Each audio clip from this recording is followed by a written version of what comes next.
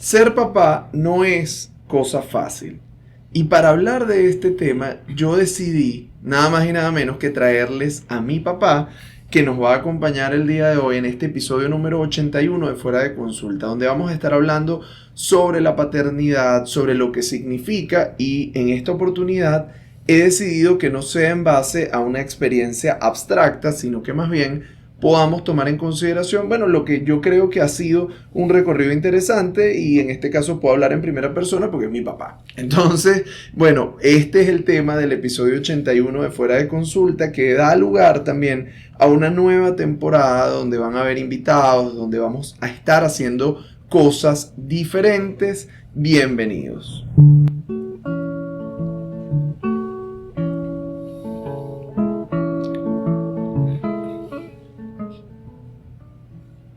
Bueno, tal como lo anuncié en el intro, está conmigo en este episodio 81 mi papá. Para quienes están viendo este podcast en video, pues lo pueden ver acá, y quienes no, pues esa voz que van a escuchar ya saben de quién es. Papá, bienvenido. Hola, hijo. Qué bonito estar aquí y cumplir un sueño que teníamos desde hacía tiempo, ¿te acuerdas? Siempre hemos hablado, siempre hemos charlado y esto es como un sueño que estemos aquí compartiendo. Bueno, porque además un poco para que ustedes se hagan una idea, mi papá y yo siempre estamos conversando, o sea, no es como una cosa excepcional que estemos hablando, sino que tenemos conversaciones de todo tipo sobre la vida, sobre lo que nos da risa, lo que nos pasa, lo que nos preocupa, y de alguna manera los invitamos en esta oportunidad a formar parte de esta dinámica. Por cierto, poco para que sepan quién es mi papá es ingeniero civil, pero es un tipo que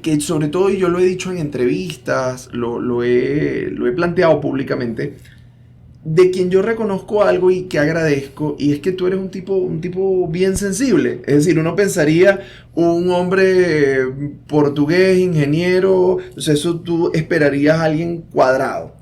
Pero resulta que tú eres un tipo bien sensible, y al menos es mi creencia que no hay forma de que tú aprendas a expresar tus sentimientos, a reconocer tus sentimientos y vivir con ellos si no has tenido un entorno que haga posible que eso suceda. Y muchas veces los padres ocupan como una función más castradora, más de límite, más de decir esto no es de hombres, esto no se puede, que de vehiculizar o hacer posible que se hable de los sentimientos. Entonces a mí me gustaría que comenzáramos por allí. Es decir, realmente los padres sienten, pueden sentir. ¿Cómo ves tú ese tema de expresarse emocionalmente? Bueno, fíjate, hijo, para mí expresarme emocionalmente ha sido algo dual, porque en principio yo creo que deben enseñarte desde pequeño a que tú te puedas expresar. En mi caso particular con mi papá, esto no era lo que estaba presente, o sea, expresarse no era algo que se hacía de manera cotidiana, sino eventualmente, y las cosas que se expresaban eran lo más pragmático posible. Sin embargo, mi papá era un ser muy afectuoso, muy cariñoso, un ser que te hacía sentir que siempre estaba ahí, que estaba detrás de ti, que no solo te enseñaba valores, principios, todas estas cosas que es importante, sino que era un hombre que me enseñó a abrazar, a besar, a estar conectado con la sensibilidad.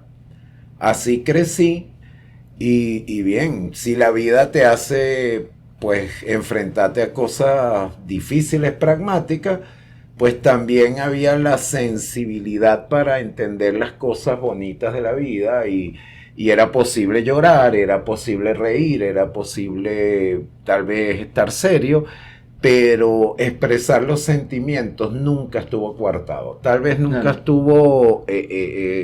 Claro, no, a lo mejor no era consciente desde, bueno, lo que estamos haciendo y lo que vamos a hacer es hablar de nuestros sentimientos, porque incluso quizá no eran tantas las palabras que abundaban allí, pero había una receptividad para poder hacerlo. Claro, y es que venía de un papá que había vivido, y no solo el mío, yo creo que muchas generaciones habían vivido momentos muy duros, entonces la expresión de las emociones no era algo fácil de digerir. Tal vez mi papá en este instante, un poco liberado, pudiera ser, además de afectuoso, cariñoso, etcétera, pudo haber sido inclusive mucho más comunicativo, aun cuando ya en la última fase aprendimos a hablar, aprendimos un poco más a comunicarnos. Yo, cuando tuve la oportunidad de ser papá, quería hacer eso, o sea, quería que mi hijo simplemente fuera feliz. Esa era la misión. No sabía si iba a ser astronauta, si iba a ser cocinero, pero quería que fuera feliz. Sobre todo quería que pudiera expresar lo que sentía, bien, mal, rabia, llanto, felicidad, pero que tuviera la capacidad de podernos conectar desde ese punto de vista. Hay algo que yo en su momento de niño no entendía y que ahora lo valoro muchísimo, es el hecho de que, a ver, cuando yo era pequeño, recuerdo que con admiración quería hacer las mismas cosas que tú. Y yo veo muchos niños que dicen, bueno, ¿qué quieres ser? Quiero ser lo que es mi papá, ¿no? O sea, por ejemplo, quiero ser ingeniero, o quiero dedicarme a X cosa, o esto. Porque de alguna manera, cuando admiras a alguien, creo que es natural que intentes imitarlo. Pero tú hiciste algo que yo ahora de adulto valoro y que quiero un poco compartir con quienes ven y escuchan este podcast. Y es el hecho de que tú siempre me liberaste de no tener que repetir tus cosas, ¿no? Entonces yo te decía, quiero ser ingeniero. Entonces tú me decías, bueno, piénsatelo, porque yo que estoy en este lugar, de repente no necesariamente es lo que más me gusta o lo que he descubierto, no sé si sea lo que a ti te haga feliz o liberarte incluso de la idea de sentir que tú tienes que hacer lo que el otro quiere que tú hagas, ¿no? Porque a veces tenemos como modelos muy rígidos que si la otra persona no los logra calzar, se te hace muy, muy pesado. Y yo te agradezco y aprovecho de compartirlo, que finalmente desde tu lugar yo nunca sentí eso. Más bien yo decía, bueno, porque el tipo no quiere que yo siga sus pasos. Pero bueno, al final me hacías una invitación que era más compleja y que ahora le puedo dar dimensión, que es el hecho de que yo hiciera mi propio camino. Claro, porque fíjate, en mi caso particular, mi papá tampoco me exigió nunca qué debía estudiar, nunca me hizo una imposición, y al final las cosas que te enseñan tú las sigues repitiendo cuando consideras que son positivas.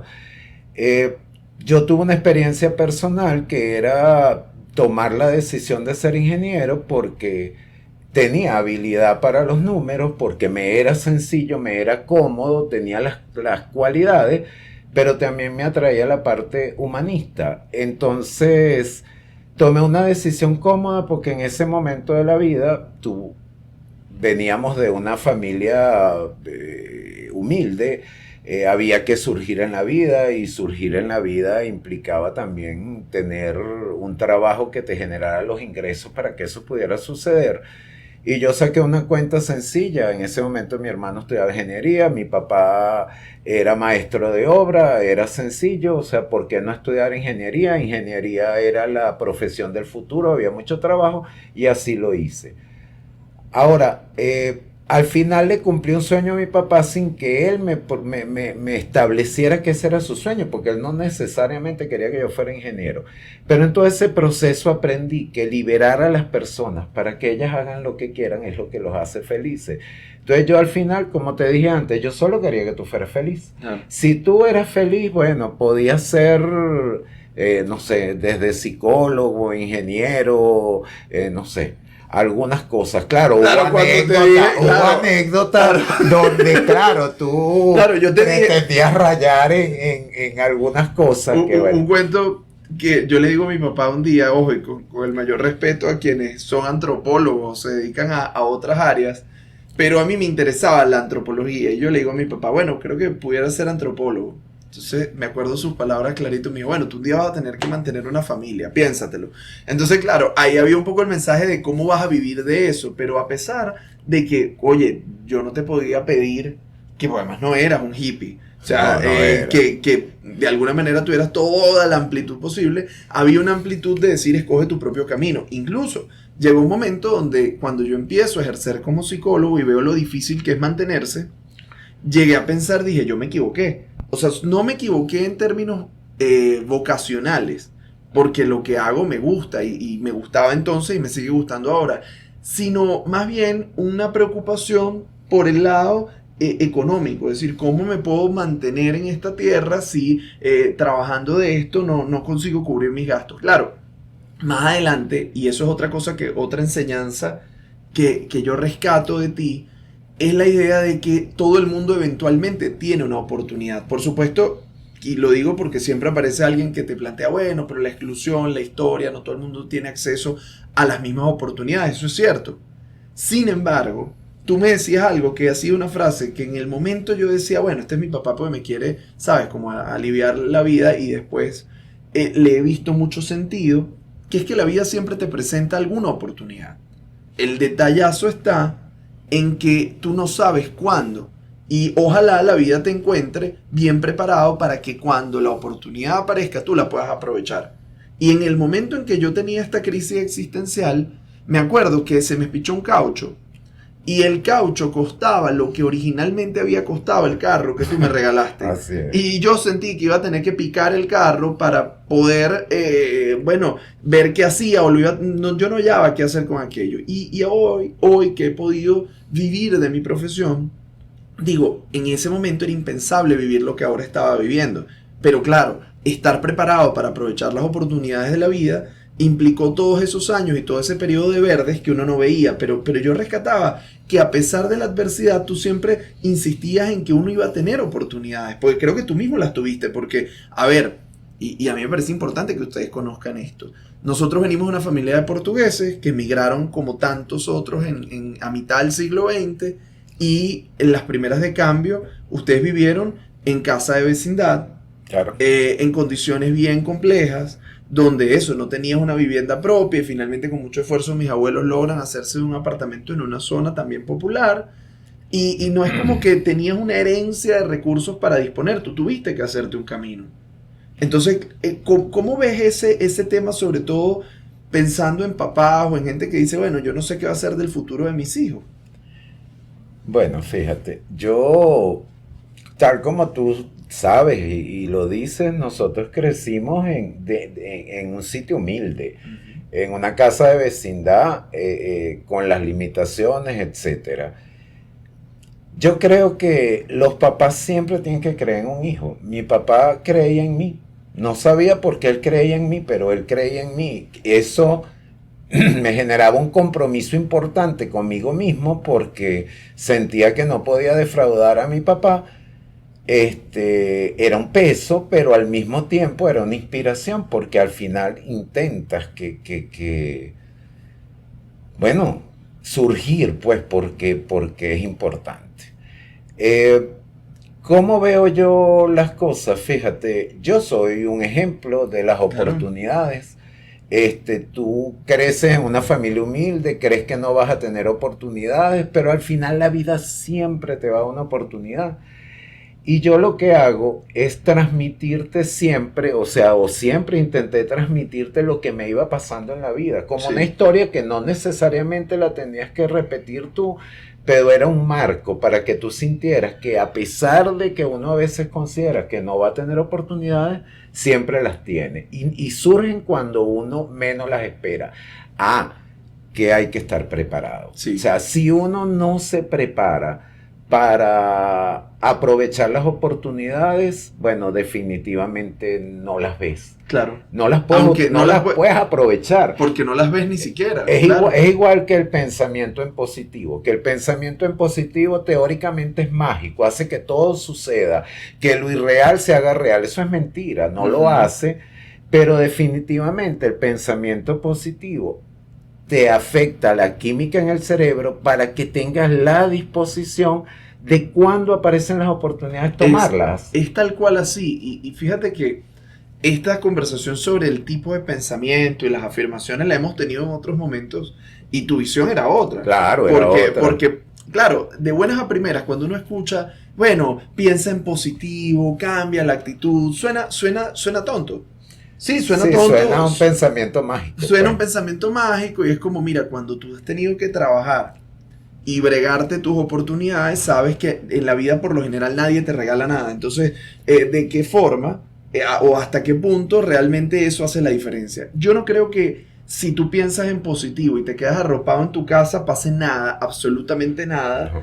Por el contrario, pero que sí. Si ya estás dispuesto a pagar el precio de esforzarte, si ya tú te vas a hacer cargo de tu vida y además, y en lugar de retroalimentarte con pensamientos positivos que te permitan decir, oye, mira, sí, surgió esta oportunidad, yo creo que sí puedo, o mira, seguro aparece algo y te mantienes como receptivo, sino que por el contrario, tú le metes el veneno de decir, la vida no sirve, no se puede, nada. Tú en el fondo estás cerrando tu campo de visión a que la vida sea eso que tú percibes en un momento. Ahora, ¿qué ocurre? Yo creo que también vale la pena decirlo. No todo aquel que tiene una visión negativa, que tiene esa mirada de túnel sobre su entorno, es porque quiere y porque es una mala persona, sino que hay veces que atraviesas tantas dificultades que aparecen cuadros como la depresión y en ese momento, por supuesto que la química de tu cerebro cambia y cuando la química de tu cerebro cambia, definitivamente que aunque las oportunidades estén allí no las puedes ver. Ahora, tú decías algo muy importante. La importancia o la relevancia que tiene que alguien crea en ti. Y sobre todo me parece valioso rescatarlo porque seguro muchos papás o mamás que escuchan este podcast van a decir, bueno, ya va. Yo tengo mis hijos y sí, yo confío en ellos, pero me da miedo porque veo actitudes, porque veo cosas que de repente no me cuadran y digo, ¿cómo va a enfrentarse al mundo?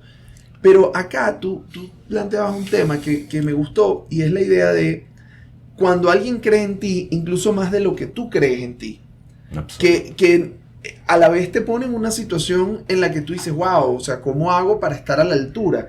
Pero no por el lado de que alguien me diga no soy suficiente, sino más bien alguien que está viendo talentos y condiciones en mí por encima de lo que yo percibo y te acompaña a descubrirlo. Y yo creo que la gente subestima la importancia que tiene que alguien confíe y desestima cuánto te marca o cuánto te frena el que alguien no crea en ti y te lo haga saber manifiestamente.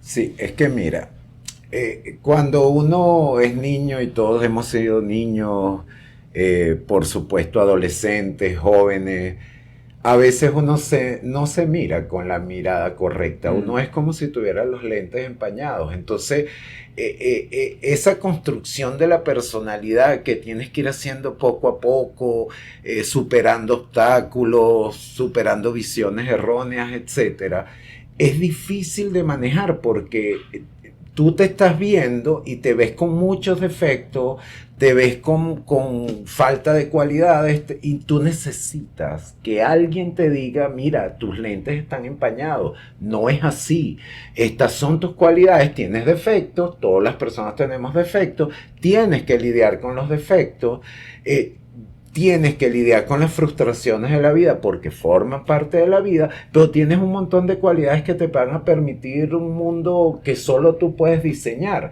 y que además debes diseñar tu presente. No puedes ni siquiera diseñar tu futuro porque el futuro depende de tantas cosas exógenas que tú no tienes capacidad de diseñar tu futuro. De hecho, pierdes tiempo diseñando tu futuro.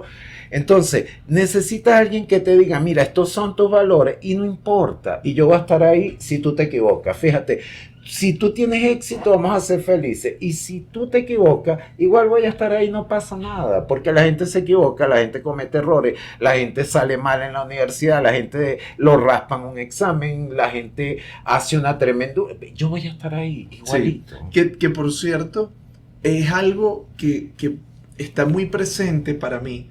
De hecho, en una campaña de unos videos que grabé para una empresa, yo contaba esta anécdota y claro, esta ha tenido muchas versiones a lo largo de mi vida contigo, del tema de cuando uno tiene miedo, cuando uno siente que estás en riesgo de fracasar, lo importante que es saber que del otro lado va a haber alguien que va a estar allí, independientemente de cómo salgan las cosas, porque a veces le enseñamos a nuestros hijos que solo queremos estar para el éxito. pero yo creo que hay que prepararse para el fracaso, porque todos vamos a fracasar.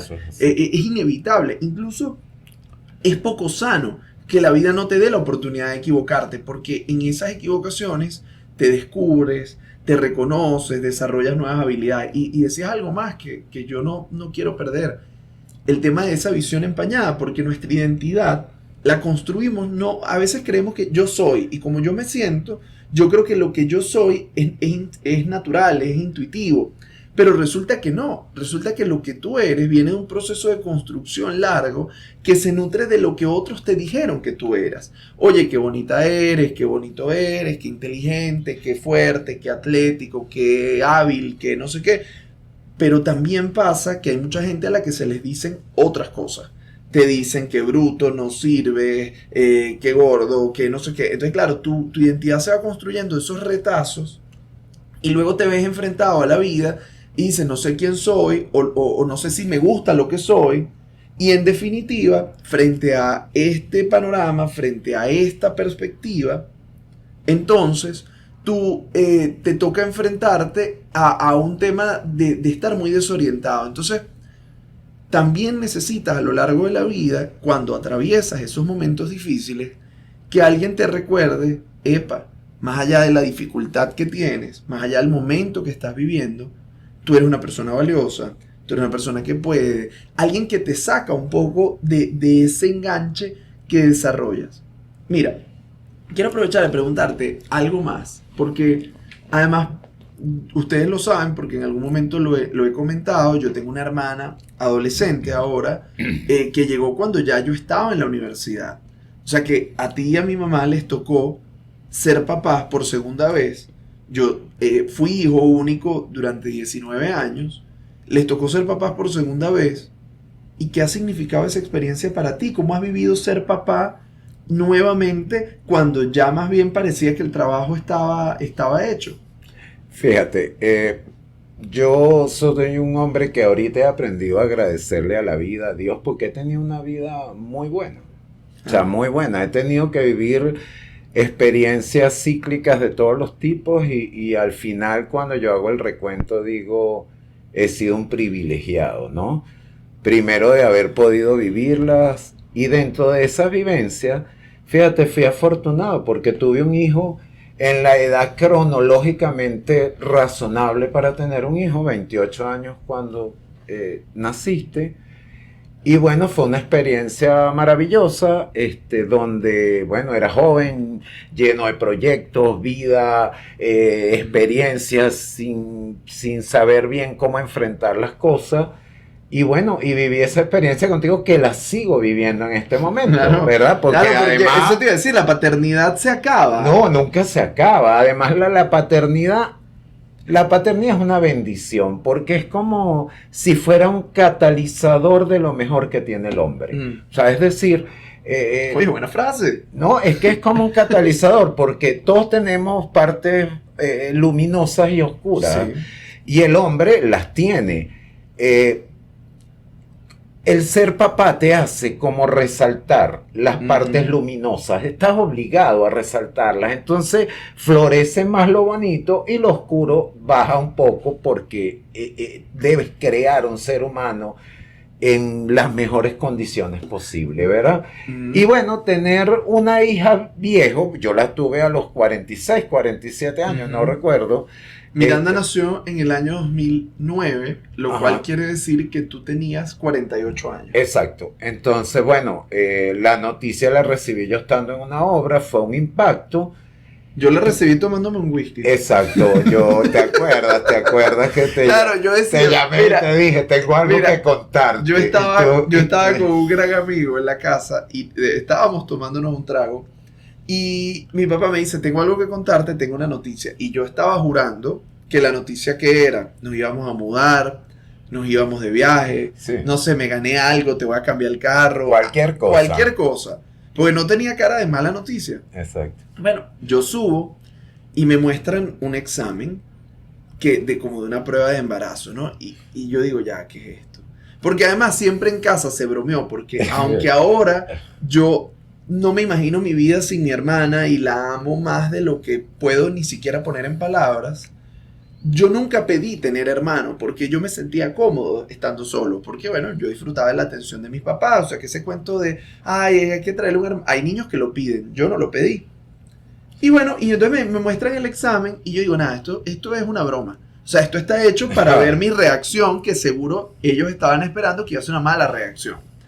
Yo veo el examen y digo, ajá, no, sí, que está en verdad. Yo veo esto y digo, imagínense que el valor de referencia era como de 1000 a 1500.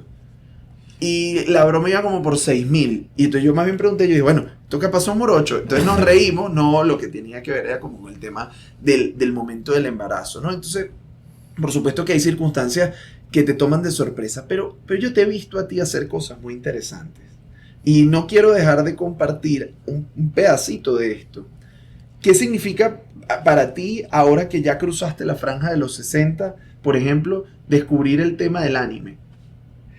Sí, fíjate. Pues mi hermana ve anime, entonces Sí. como seguramente todo el que tenga un hijo adolescente hoy está viendo anime. Entonces, Claro, es que fíjate, terminando lo que me preguntaste antes, ¿qué significa tener un hijo viejo? Bueno, es un reto, definitivamente es un reto. Tal vez no tienes la energía, no estás preparado físicamente, pero como todo, tú te preparas a una competencia y lo logras. Entonces, ¿en qué te apoya eso? ¿Y en qué te sirve? En que no tienes tiempo de apoltronarte. O sea, claro, no hay tiempo que perder. aquí no hay tiempo que perder. Aquí tienes que mantenerte físicamente activo, tienes que estar preparado para lidiar con un niño, después con un adolescente que en este momento estoy lidiando con ella. Disfrutar el milagro de la vida, porque es que tener un hijo es el milagro de la vida. Y si Aplausos, eso merece unos aplausos. es en serio, es que mira, tener un hijo, y yo por lo menos que he sido bendecido con hijos hermosos, físicamente en buen estado, hermosos, bonitos, inteligentes, cariñosos, sociables. O sea, para mí eso es una bendición, siempre ha sido una bendición. Entonces, bueno, no queda más que embraguetarse y dale, pues. Claro. O sea, hay que echarle pichón a la vida, tratar de mantenerte bien, tanto física como mentalmente, y tienes que conectarte. Para conectarme con tu pregunta sobre los animes. Entonces, bueno, pero todo tiene un límite, ¿no? Yo me conecté, mira, yo a tu hermana la he criado con todo el amor del mundo, a ti te consta, he sido partícipe de todo, yo he jugado muñeca, yo me he disfrazado de princesa, yo le he hecho todo, casas de muñeca, yo le he hecho todo. Que por cierto, ahora después vamos a retomar la idea del juego, porque en particular es algo que sé que tú haces y que me parece bien, bien lindo. Pero continuamos con el tema del anime. Y entonces, bueno, la acompañé en todas sus películas de Disney, vi todo lo que tenía que ver. Llegó el anime, y el anime llega en su adolescencia, y bueno, ya yo siento que es hora de como poner los límites. O sea, es decir, yo le digo, mira, yo puedo ver lo que tú ves, pero ya estamos en una edad, gracias a Dios para mí,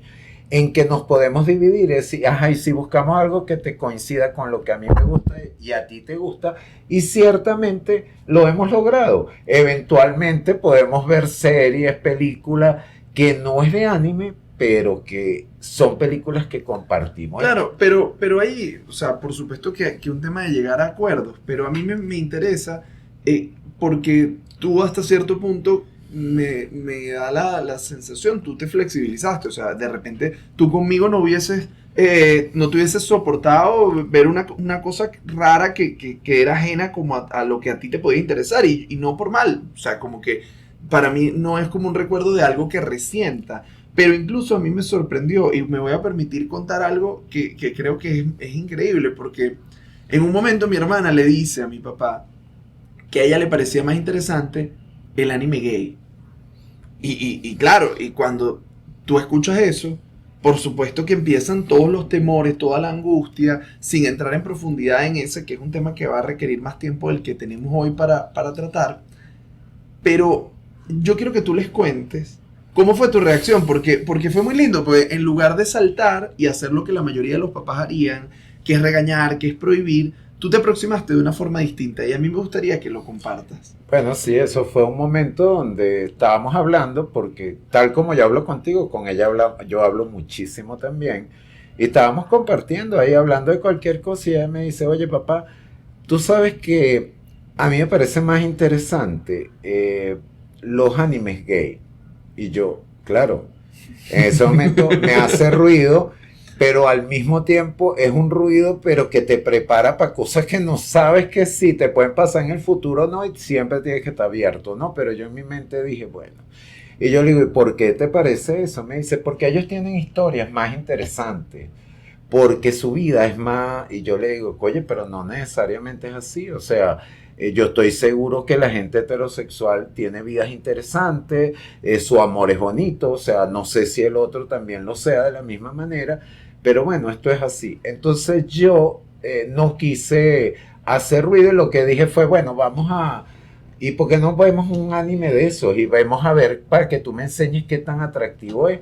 Y ciertamente me puse a ver el anime y que me di cuenta que fíjate que sin que uno se haga mucho ruido en la cabeza, ¿qué era lo que a ella le parecía atractivo de aquel anime que era gay? Pues, bueno, que los gays eran definitivamente físicamente más atractivos, o sea, es decir, Los personajes de ese anime físicamente eran atractivos. Claro, mi hija transitando por la adolescencia era razonable que le pareciera más atractivo porque los animes eran más con unas atractivos. historias de romance. Y entonces tenían unas historias donde tenían unas bandas y las bandas, ¿sabes? Tenían un proyecto. Entonces, al final entendí que le parecía más atractivo eso, sin embargo, después vimos otro anime donde no era así y ella entendió que exactamente las cosas atractivas de la vida, etcétera, pueden estar en los dos escenarios. Que ahí lo interesante, y por eso quería compartir esta anécdota, es entendiendo las diferencias generacionales, entendiendo todas las preocupaciones que hay, sobre todo temas de diversidad, no sé qué, ¿no? Pues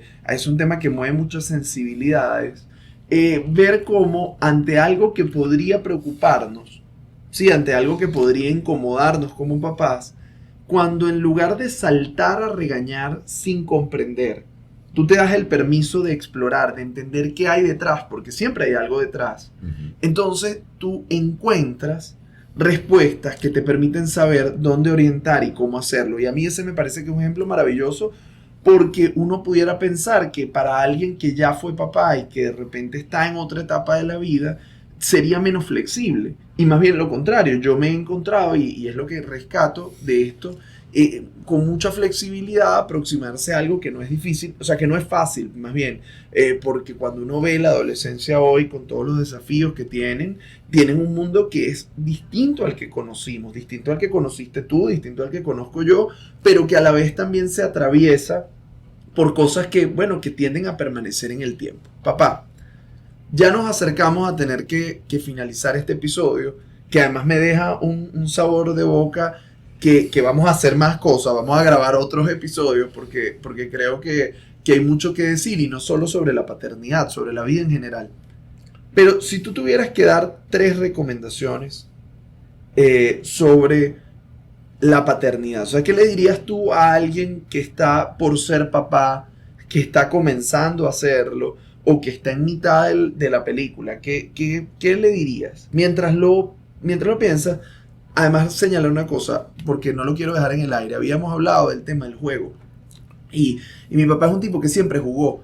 Y yo digo, la gente subestima la importancia que tiene el juego. Porque en el juego tú descubres, te relacionas, elaboras y aprendes. Y yo creo que hay que entender que debemos permitirnos vivir esa experiencia. Porque un papá que no juega, por lo general es un papá que delega en una pantalla. Y todo el tiempo que tú le delegues a una pantalla es un tiempo que luego vas a querer reclamar en la relación sin poder obtenerlo. Ahora sí, ¿qué le recomendarías tú a un papá desde tu experiencia?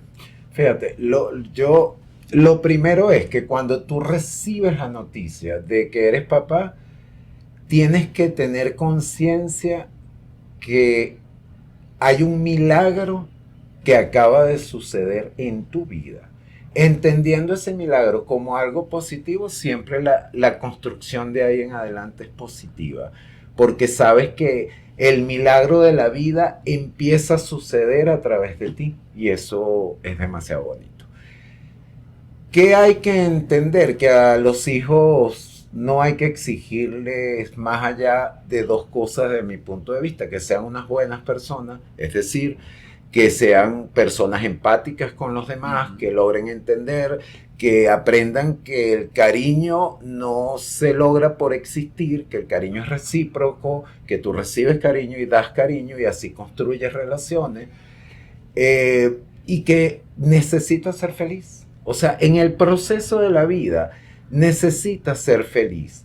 Después, ¿qué más hay que construir? Después que tú le diseñas a un hijo que crea en él, que sea feliz, que intente ser feliz y ser empático con las personas para que tenga unas buenas relaciones, tienes que construirle un marco de estructura, porque es que no solo con ideas, no solo con ilusiones tú construyes una vida, la vida la construye con un marco de dedicación, de esfuerzo, y eso lo vas construyendo tú más con tu ejemplo que con tus palabras. Tu ejemplo va construyendo ese marco. Yo creo que con esas 3 cosas logras que un chamo eche para adelante. Tú sabes que mi papá no ha hecho nunca el taller de disciplina positiva que damos acá en Secodap, donde yo trabajo, pero lo que acaba de decir de alguna manera resume buena parte de eso. O sea, cómo tú brindas calidez, que es básicamente dar seguridad, cómo haces a la gente sentir querida, amada, protegida y estás en contacto con las emociones propias y las de los otros. Y por el otro lado el asunto de la estructura que va de la información, pero no la información nada más de lo que tú quieres que haga el chamo, sino la información en términos también del ejemplo que das, de cómo transmites modelando. Es mucho más fácil que un niño recoja las cosas si tú lo haces junto a él que si lo mandas a que lo haga y nunca te ha visto. Cómo ayudas a resolver problemas, cómo acompañas en esa experiencia. Yo creo que lo que yo he podido ver, y hasta ahora mi ejemplo de paternidad ha sido un ejemplo maravilloso, parte no de la idea de que un papá tenga que tener todas las respuestas, o que un papá tenga que únicamente exigir la perfección, o que sea únicamente alguien que pone límites o normas.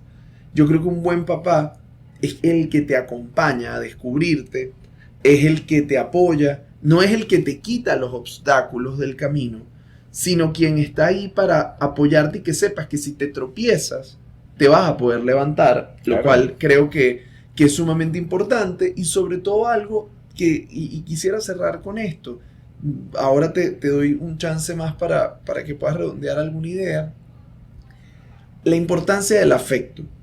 O sea, el papá proveedor es lo que la mayoría de la gente espera. El papá normativo es lo que la mayoría de la gente vive. Hay otros que ni siquiera, porque hay muchos padres ausentes. Pero el papá afectuoso, yo creo que hace una diferencia. Yo he visto en mis amigos, en mis pacientes, en la gente con quien tengo comunicación, la ausencia de un padre siempre deja huella. Pero creo que todavía deja una huella más honda la presencia. La gente que yo conozco que ha tenido padres cálidos, afectuosos, cercanos, es una gente que tiene un arsenal de herramientas para la vida tremendo. No quiere decir que si papá no estuvo, alguien no ocupó esa función, porque la paternidad es una función, esto lo he hablado en otros episodios del podcast, pero sí que te toca hacer un esfuerzo adicional, te toca enfrentarte a otros desafíos, que cuando un papá está presente, y sobre todo este mensaje lo digo para quien es papá y tenga conciencia de su rol, un papá presente te deja un camino distinto para la vida que vale la pena. Papá, me gustaría que cerráramos este episodio con tus comentarios finales. Fíjate, yo solo voy a decir algo breve.